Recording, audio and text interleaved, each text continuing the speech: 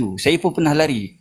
Ini untuk yang mereka-mereka yang cerita kat Pukas tu, sebenarnya mereka lari daripada JISB ni sebab mereka tak boleh nak ikut sistem JISB ni dari segi insaniah. Assalamualaikum. Waalaikumsalam warahmatullahi wabarakatuh.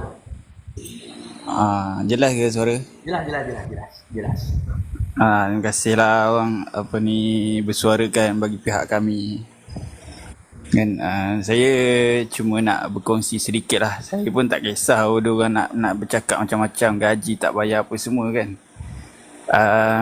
Cuma saya nak kongsi sedikit lah. Cerita saya ni macam tim-tim Pukas tu ada juga kawan-kawan saya. Dan kalau diorang tahu cerita saya ni pun, diorang takkan dapat nak menolak cerita saya ni. Diorang takkan cakap saya ni bohong. Dan macam saya ni lah, saya nak kongsi sikit. Saya ni sebenarnya bekas banduan lah. Bekas banduan yang mana saya pada 2012 lah, saya ditangkap masuk penjara. Umur 2015 saya keluar. Kemudian ayah saya lah offer saya untuk masuk kerja dengan JISB lah, 2015. Kemudian masa tu saya masih lagi kira jiwa remaja, umur 20, umur 21. Umur 21 saya keluar habis saya masuk umur 18. Kemudian ayah saya ajak saya untuk kerja dengan JISB. Dan masa tu saya masuk tu, saya dihantar di suatu tempat lah yang Pukas katakan adalah pusat kuarantin di Air Bentan di Johor. Jadi ni saya nak cerita sikit lah, nak buka mata pada semua. Saya bukan nak dekat JISB, ini saya cuma cerita kebaikan yang saya dapat. Saya dihantar di situ yang dikatakan adalah penderaan fizikal dan fizikal dan mental. Tapi apa yang berlaku pada saya, sebenarnya mereka hantar saya di situ, mereka didik saya. Masa tu saya masih lagi hisap dadah, saya masih lagi hisap rokok, dan saya masih lagi bersosial lah. Dan saya di dalam tu, saya diajar balik sembahyang, saya diajar balik fardu ain. Sampailah satu tahap tu saya dah tinggal dah semua. Saya dah tinggal dah semua, saya dah tinggal dadah apa semua tu. Dan mereka latih saya. Mereka latih saya daripada kemahiran apa yang saya ada. Saya ni masa dalam penjara saya ada belajar menjahit. Dan saya ada sijil lah, sijil menjahit. Tapi saya tak ke arah situ sangat, saya lebih ke arah pertukangan. Jadi mereka asal saya sampaikan satu tahap, mula dia orang minta saya buat mihrab kan. Bila dia orang ajar semua, akhirnya sampai satu tahap saya dah boleh buat shilling plaster. Jadi di situ mereka calonkan saya dengan yang ini, yang dia orang kata kahwin dalam JISB ni adalah dipaksa kan. Tak boleh tolak, diatur oleh pemimpin. Itu tak betul. Saya ni mereka calonkan saya, mereka tunjuk setuju tak kalau kamu dinaikkan dengan nama ni. Saya cakap saya setuju je, sebab saya ni siapalah nak memilih kan. Kita ni pun kita sedar diri kita kan, dengan muka pun tak handsome kan. Jadi isteri saya ni pula, dia sebelum tu dia dah naik nama banyak kali, 3-4 kali dah dia tolak. Tapi bila sampai saya tu dia terima. Dan akhirnya kami kahwin tu tak seperti yang diwar-warkan, kata kami ni kahwin satu pusingan orang Muhammadiyah tu. Tak ada. Saya kahwin di Masjid Cahaya Iman di Bandar Country Home. Oleh kadi tu yang daripada Jabatan Agama. Saya ada sijil, saya ada. Lepas kahwin tu terus saya dapat sijil nikah tu. Wiring, saya boleh buat piping, saya boleh buat pasantai, saya boleh buat shilling, saya boleh buat macam-macam. Sehinggalah mereka hantar saya ke London. Alhamdulillah. Ini cerita kalau dia orang kata saya tak ada gaji kan. Okey, saya tak ada gaji. Tapi saya dapat gaji sebab saya ambil daripada pekerjaan tu. Tapi tak banyak lah, sebab saya dah dapat semua benefit yang ada pada JISB. Segala keperluan saya dah dicukupkan. Tapi saya masih dapat ikut pekerjaan saya buat tu, saya akan ambil dalam RM50, RM60 untuk ni lah. Jadi saya sampai tahap dihantar ke London. Keperluan telah diberikan oleh JISB. Segalanya dicukupkan. Memang kereta rumah tu dia tak adalah bagi satu, tapi satu rumah tu kita kongsi dalam 3 keluarga. Dan saya rasa saya tak terbeban langsung dengan hidup saya sebab saya tak ada berhutang. Jadi benda tu kita tak ada. Sebab tu orang cakap nampak macam orang JSB ni dia tak ada muka, dia tak macam tak ada masalah kan. Okey, saya sambung yang di London tadi. Saya dihantar untuk buat kafe di London. Ini kisah kalau diorang kata kami tak ada gaji apa semua kan, korang pun tak sampai London lagi. Yang kalau korang kata satu bulan kau punya gaji 4,000 5,000, yang saya gaji RM60 kan, saya dah sampai London kan. Okay, saya duduk London 4 bulan. Kemudian saya ke Paris belajar buat roti sampai dapat sijil lah. Kemudian saya pergi Turki. Ini semua syarikat tanggung semua syarikat tanggung. Saya ke Turki, kemudian Turki sekejap je dalam 11 hari, kemudian saya ke Jordan dan kemudian balik ke Malaysia. Tapi isteri saya tak ikut lah sebab saya pergi tu dengan tim-tim tukang lah. Ya, sambil belajar. Bekerja sambil belajar ni, syarikat-syarikat lain pun dia hantar pekerja, dia tak hantar anak, bini, mak, bapak, keturunan sekali lagi. Ya, mana-mana pun. Kalau dong kata yang jenis kata JSB ni pisah dengan anak, kalau tentera tu pun sama je kan. Polis tu sama je kena pisah. Saya pun hantar anak saya duduk asrama.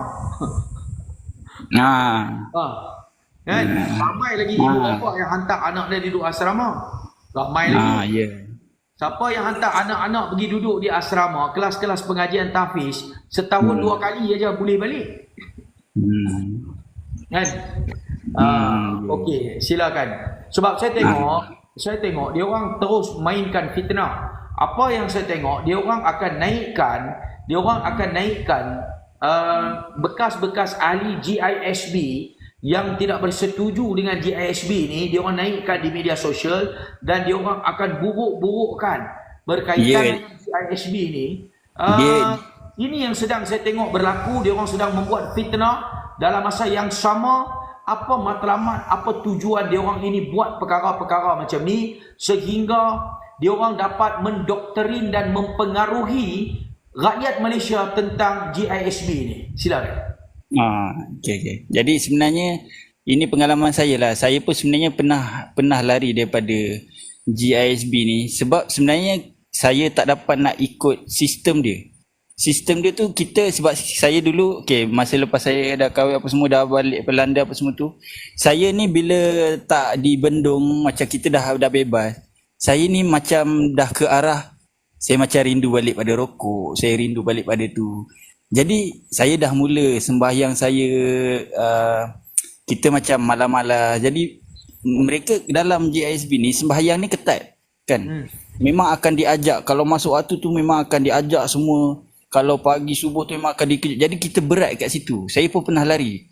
Ini untuk yang mereka-mereka yang cerita kat Pukas tu, sebenarnya mereka lari daripada GISB ni sebab mereka tak boleh nak ikut sistem GISB ni dari segi insaniah. Faham. Sebenarnya yang kata 10 tahun gaji tak dapat tu, sebenarnya dia dapat apa yang saya dapat tau. Tapi dia lari tu sebab dalam keadaan dia ada masalah, kemudian dia nak claim, dia nak memburuk-burukkan. Sebenarnya dia sendiri ada masalah. Macam yang ada seorang yang keluar dekat podcast Caprice tu kan. Yang tu dia lari daripada JSB selepas dia liwat seorang budak. Kami sekarang ni sedang nak untuk budak tu kita buat report untuk kita bagi inilah kenakan dia baliklah untuk ni sebab dia lari tu dalam keadaan dia liwat budak. Lepas dia liwat budak dia lari. Kemudian dia pergi kat Caprice, dia buat cerita macam-macam. Sebab itu saya tengok apabila dia orang ini nak ambil view dan followers, apabila seseorang dia orang tak tabayun dulu. Siapa yang datang bagi kepada berita, Ya. Dia orang tak tabayun, terus dia orang tengok isu ni boleh jadi sensasi, dan dia orang terus gunakan peluang ini untuk nak famouskan dia orang punya saluran, dia orang punya media. Ini yang sebenarnya berlaku, tu saya bagi tahu. Kalau dia orang ni tadi, contohnya dia orang ada masalah dengan GISB, dia orang lari, dan selepas dia orang lari, dia orang membuat pelbagai fitnah. Dan kita tak nafikan bahawa ada kelemahan melibatkan pentadbiran, melibatkan pengurusan GISB ini. Ambil saja berdasarkan tindakan undang-undang, bukan macam sekarang ni yang diambil. Betul tak?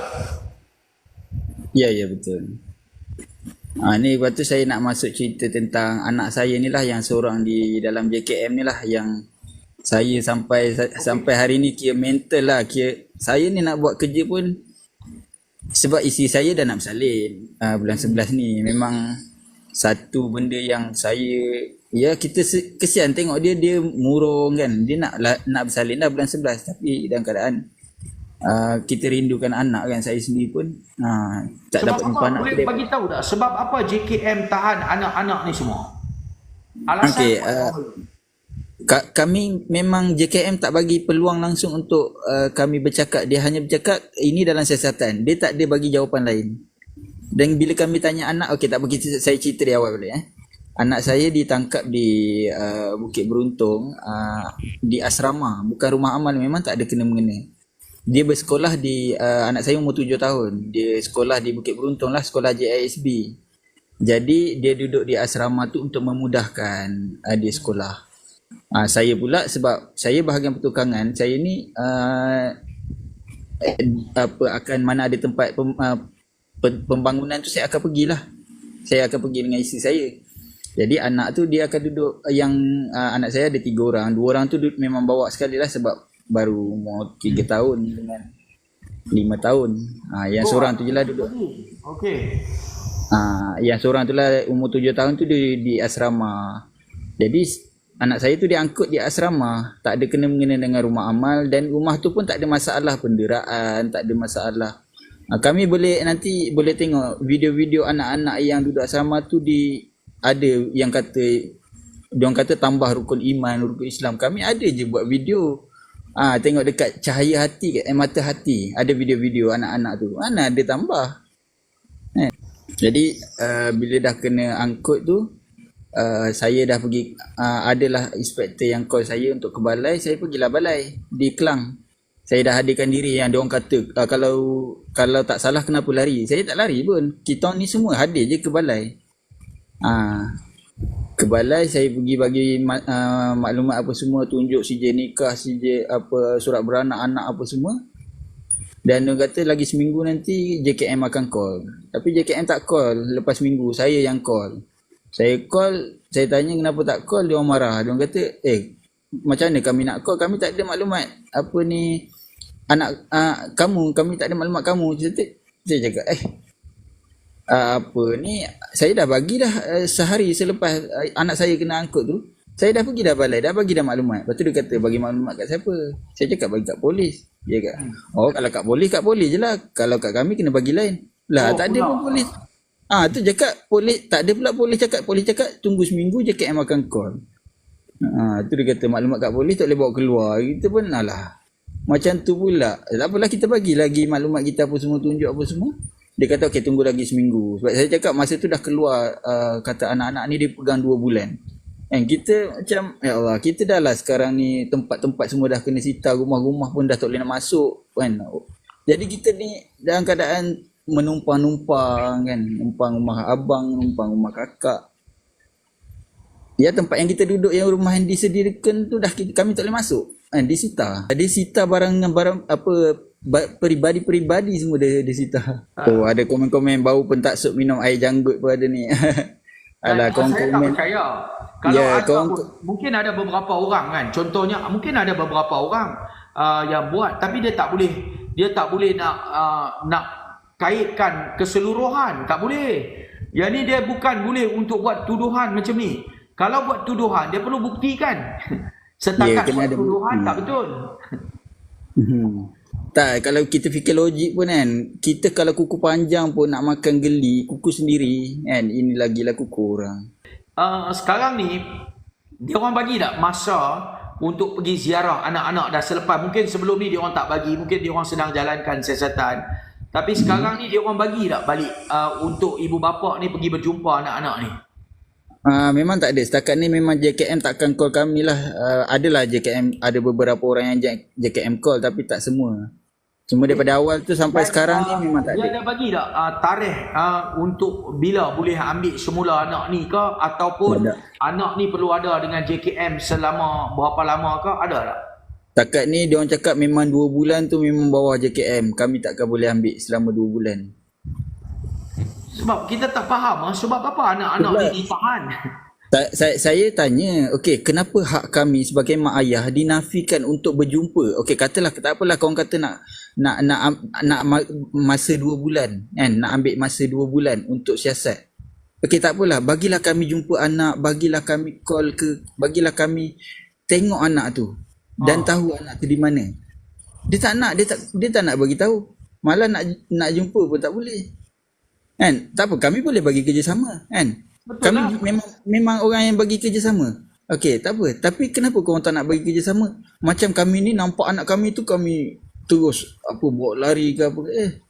Tak apalah kalau boleh nak buat siasatan. Tak apa, tapi bagilah kami jumpa, tahu di mana.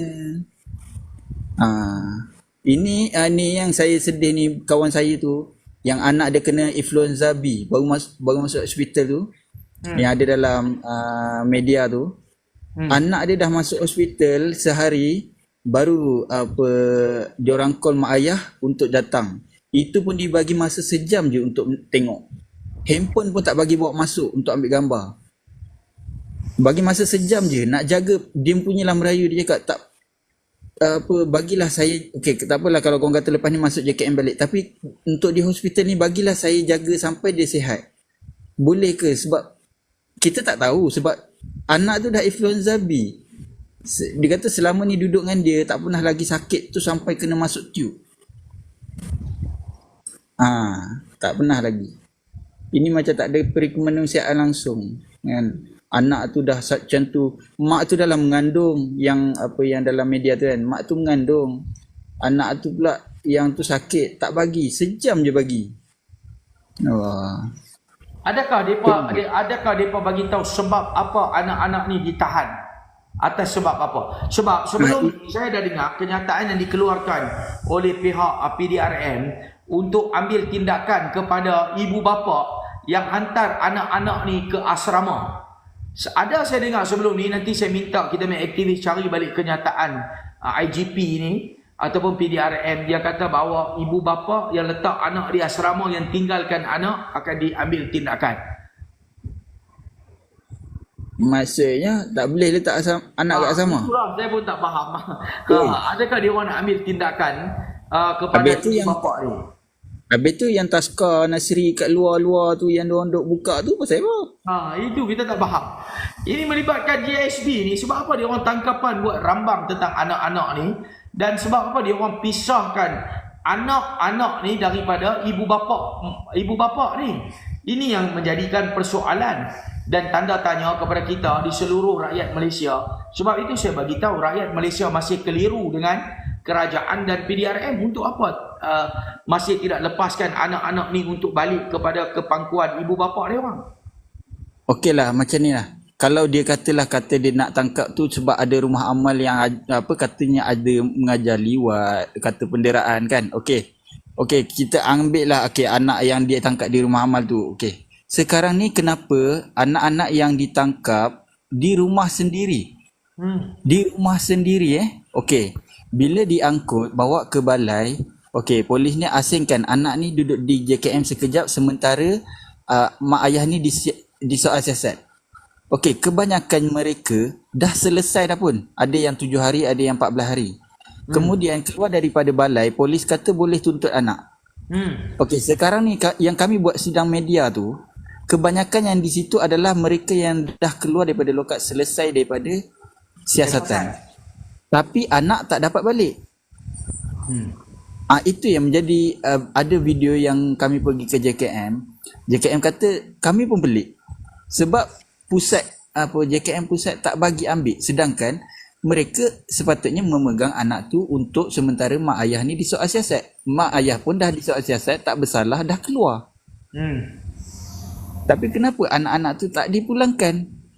Bukan anak tu yang duduk rumah amal. Anak tu duduk dengan mak sendiri. Malah yang OKU pun, OKU terlantar, diangkut juga. Siap dipaksa sign dalam surat tu yang menandakan mak ayah ni mengabaikan kanak-kanak. Ada surat tu. Kami bawa dekat sidang media apa semua. Tapi yang sedihnya bila masuk parlimen pagi tadi tu, memang saya geram betul lah dengan Nancy tu. Dia boleh cakap, tak ada, kami bukan paksa mereka sign. Itu adalah prosedur, tak ada apa pun dalam tu. Kalau baca surat tu, mengesahkan yang kita ni mengabaikan kanak-kanak. Ada tak surat tu? Dan surat tu ada dekat kakak ipar saya. Oh, ada dalam simpanan lah. Dia ada kami simpan, semua tu bukti. Tapi itulah kita rakyat Marhan nak lawan kerajaan ni memang, yelah kita pun buta tentang undang-undang. Bermakna sekarang ni dia orang sedang memberikan tekanan psikologi kepada ibu bapa ni. Saya dah seminggu tak boleh nak kerja. 3 hari tu memang saya terbaring. Sebenarnya masa bekerja dengan GISB, depa buat seolah-olah depa mendoktrinkan pemikiran rakyat. Bekerja dengan GISB ni dipaksa, kerja dengan paksa, tak bayar gaji, tidak diberikan keperluan hidup. Memang dibuat seolah seperti hamba yang bekerja.